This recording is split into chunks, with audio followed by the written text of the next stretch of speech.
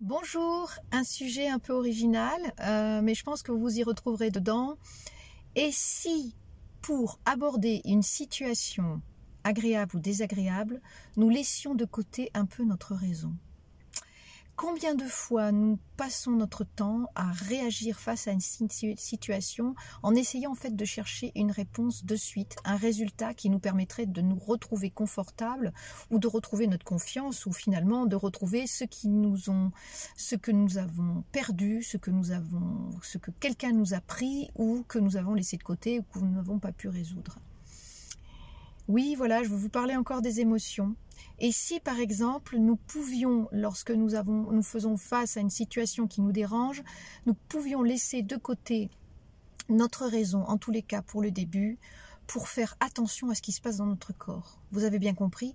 Je vous invite à vous reconnecter à votre corps face à quelque chose qui peut être dérangeant. Alors, ou qui nous fait plaisir. Effectivement, c'est pas une notion qui est étrangère, c'est absolument pas une notion originale, mais je reviens dessus parce que moi-même, je l'expérimente. En fait, j'essaye toujours de vous parler de quelque chose que j'expérimente, ou que j'ai lu, que j'ai trouvé créatif, ou que j'ai trouvé original, ou que j'ai trouvé avec la possibilité d'y réfléchir, ou reproductible, ou tout simplement simple. Alors les émotions sont très liées au corps. La sensorialité du corps est très liée aux émotions. Les émotions, bien entendu, étant en fait un message biochimique de notre ressenti qui part directement à notre cerveau et qui va donc donner des réactions de peur, de fuite pour les choses les plus désagréables, ou bien rester sans rien faire, ou alors des réactions très agréables de joie, de bien-être, de tout ce qui peut être sensible. Et je vous dirais, la première chose en fait que l'on ressent quand on est face à une situation et qu'elle nous crée des émotions, qu'est-ce qu'on ressent en premier? C'est d'abord une réaction physique. Ça passe par le corps. Et souvent, et moi la première, au lieu de faire attention à cette réaction physique de bien-être, dont être en conscience sur le moment que je vis, eh bien de suite, j'analyse ce que je vis. C'est-à-dire, je suis en colère, et puis j'aime pas cette colère, ou bien je suis triste, je n'aime pas cette tristesse, et j'essaye de la changer très rapidement en quelque chose de joyeux et de confortable, mais sans avoir vraiment fait attention à pourquoi cette colère est là, pourquoi cette tristesse est là. Et dans le même sens, je dirais que lorsque je suis joyeuse, je fais plus attention au fait d'être joyeuse, c'est-à-dire je suis en joie, en fait, je fais beaucoup plus attention à ce qui m'a rendue joyeuse que la joie qui habite finalement chacune de mes cellules. Et je nous inviterai, moi la première, à, lorsque je vis une situation qui n'est pas agréable, ou qui ne correspond pas à ce que je recherche, d'arrêter un instant les pensées, d'arrêter un instant à chercher absolument à trouver un résultat, de me poser et de me dire, mais qu'est-ce que je ressens là dans mon corps? Qu'est-ce qui se passe? Dans mon corps, je vais ressentir une émotion, et cette émotion, bien entendu, elle va se placer dans dans un de nos organes, dans notre fonctionnement. Elle va se placer sur notre visage. Ça peut être aussi des crispations, des tensions. Tout d'un coup, nos épaules se crispent, notre visage se ferme, ou bien ça va être comme quelque chose qui se ferme au niveau du plexus solaire, ou bien face à une peur, notre cœur va battre plus vite. Et on croit en fait que de chercher une solution très rapidement va nous permettre de faire passer ces émotions. Pas du tout. En fait, l'émotion, pour la calmer, doit passer par la sensorialité du corps. Donc il est important de s'occuper de son corps pour calmer une émotion. Puisque de toute façon, l'émotion, elle est engrammée en vous, et l'émotion, vous ne pouvez pas lui mentir, pas plus que vous ne pouvez mentir à votre corps. Si vous vous permettez de temps en temps de vous leurrer, bien entendu je dis ça gentiment, en disant je suis en colère, ou je suis triste, ou j'ai peur, vous mettez ça dans une petite case de votre cerveau.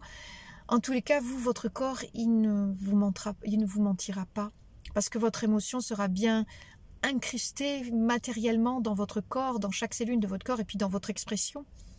Donc, pour calmer cette peur ou cette tension, il est important de faire attention à ce que l'on vit dans son corps, de se poser un moment et, par exemple, d'entendre son cœur battre, sa respiration se rétrécir, et se dire, voyons voir, ça va servir à rien finalement de commencer à raisonner, de commencer à essayer de trouver des solutions tant que le corps n'est pas en fait n'est pas calmé, tout simplement. Donc la première chose qu'on peut faire, c'est effectivement prendre conscience de qu'est-ce qui se passe dans mon corps quand je vis quelque chose de désagréable et se dire, voyons voir, est-ce que je ressens de la tristesse, est-ce que je ressens de la colère, et puis surtout, derrière cette tristesse, cette colère, cette émotion qui m'envahit, ça veut dire qu'il y a quelque chose en moi qui n'est pas nourri. On en revient donc au besoin de la communication non violente. Qu'est-ce qui n'est pas nourri en moi? Si tout d'un coup, mon enfant me répond, et puis que tout d'un coup je me sens blessée par ce qu'il vient de me dire, et que derrière je me dis mince, il manque de respect, donc là effectivement ce manque de respect, ça va peut-être cacher un autre besoin, un besoin de confiance, un besoin de réassurance, un besoin de sentir que finalement ce qu'on dit est légitime, et donc se sentir légitime dans sa parole, légitime dans sa capacité à être entendu, à être écouté. Donc c'est très intéressant parce que finalement, je ne fais moi que vous redire ce que j'ai entendu ou ce que je réessaye.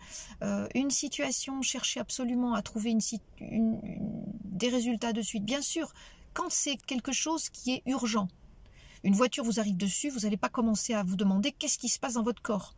Vous allez prendre votre jambe à votre cou ou vous allez sauter sur le côté si vous pouvez. Voilà, ça c'est vraiment une question d'urgence. Mais quand il y a quelque chose qui peut être observable là dans l'instant, c'est-à-dire quelqu'un vous traite de tous les noms, au lieu de repartir en le traitant de tous les noms aussi, vous pouvez vous dire attendez, qu'est-ce qui se passe là en ce moment? D'abord, si je commence moi à le traiter de tous les noms, je fonctionne comme lui, hein, les effets des neurones miroirs. Donc non, je vais prendre conscience de comment fonctionne mon corps, qu'est-ce qui se passe. Prendre ce temps de ressenti, ça veut dire laisser débiter l'autre ce qu'il a débité, et puis surtout prendre conscience qu'il se passe quelque chose dans son corps. Et quand on prend conscience de ce qui se passe dans son corps, on y fait beaucoup plus attention, on se sent beaucoup plus habité, on se sent beaucoup plus vivant, le vivant continue à fonctionner, le vivant continue à avoir des mouvements, à faire des allers-retours, et là tout ce corps est en train de nous dire ok, tu es en train de recevoir un truc qui ne te plaît pas, mais toi là, tu es en pleine vie, tu es en plein mouvement, tu es en pleine capacité, tu n'es pas obligé de recevoir ça, tu n'es pas obligé d'autoriser tout ton être entier à accepter ça.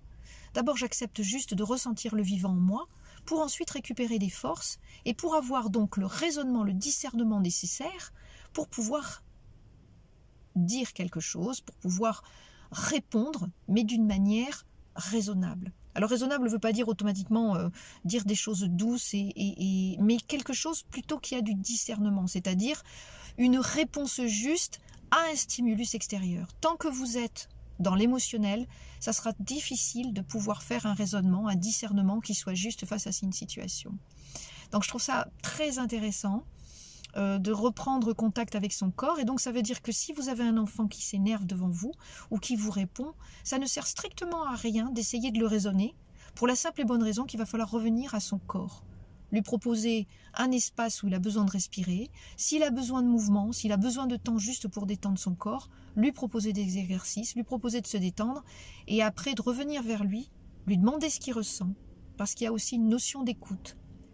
Tant qu'on n'écoute pas une personne jusqu'au bout, ça servira à rien. Sa capacité de raisonnement ou la vôtre sera entravée par tout ce qu'il peut y avoir autour, de stimuli.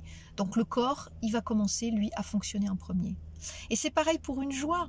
Alors c'est intéressant de savoir qu'est-ce qui nous met en joie, mais ce qui est intéressant, c'est de se dire qu'est-ce que je ressens quand je suis joyeux? Où est-ce que je ressens la vie en moi? Où est-ce que ça se dépose? Où est-ce que ça me fait du bien? Où est-ce que ça se met en joie? C'est vraiment très intéressant d'avoir cet arrêt sur image en se disant, voilà, je suis très amoureux, alors c'est merveilleux, j'ai devant moi le résultat de cet amour, je sais ce qui me rend amoureux. Mais ce qui est intéressant, c'est de s'arrêter un instant sur son corps et de se dire, mais elle est où cette joie qui prend sens? Elle est dans quelle partie de mon corps? Comment je réagis? Comment je fonctionne? Comment je sens la vie fonctionner en moi? Voilà, donc c'est pour ça que je vous propose de déposer de temps en temps la raison de côté, quand vous avez une grande joie, ou quand vous avez une émotion qui vous étreint face à quelque chose d'agréable ou de désagréable. On ne peut pas être sans émotion. Il y a des gens parfois qui disent « j'ai pas d'émotion ». Non, c'est pas ça. C'est tout simplement parce que les gens ne savent pas qu'ils ont des émotions. Donc juste de se poser, d'écouter son corps. Et quand on écoute son corps, le serrement, le pincement, la transpiration, le cœur qui bat plus fort, ou des petits papillons dans les yeux comme on dit, ou le dos qui se courbe, eh bien on sait déjà qu'à l'intérieur de cet endroit-là, il y a une émotion particulière. Et se dire, qu'est-ce qui se passe? Et après se dire, mais si j'ai cette émotion, est-ce qu'il y a quelque chose qui... Qu'est-ce qu'il y a en moi? Pourquoi je suis aussi blessée que ça? Face par exemple à parfois à des situations qui n'ont pas lieu d'être. Hein, il y a une inadéquation entre votre émotion, votre réaction, et puis surtout la situation qui est en face. Donc ça veut dire que quelque chose en soi a été touché très profondément. Idem, on peut ressentir des joies inextricables face à finalement quelque chose qui n'a pas lieu d'être. Mais nous sommes tous différents, et en fait ces émotions vont chercher peut-être parfois des mémoires, des mécanismes qui se reproduisent, des choses qui ont été dans le passé, et finalement quand une histoire se répète, elle est peut-être différente, mais elle vient réactiver des émotions qu'on a eues avant, des mémoires, des souvenirs, agréables ou pas agréables. Donc voilà, laissons la raison de côté un instant pour écouter notre corps, et c'est ensuite avec discernement qu'on pourra utiliser cette raison. Bonne journée.